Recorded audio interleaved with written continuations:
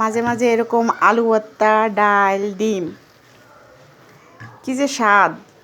আপনি কয়েকদিন মাছ মাংস খাবেন, তারপর হঠাৎ করে এরকম একটু আলু ভর্তা, ডাল, ডিম ভাজবেন, দেখবেন মুখের রুচি পরিবর্তন হয়ে গেছে। আর সাথে যদি একটু ঘি থাকে তাহলে তো জমে ক্ষীর। এক কথায় অসাধারণ। সাধারণ খাবারও মাঝে মাঝে যে এত অসাধারণ লাগে আসলে এটা বলা মুশকিল।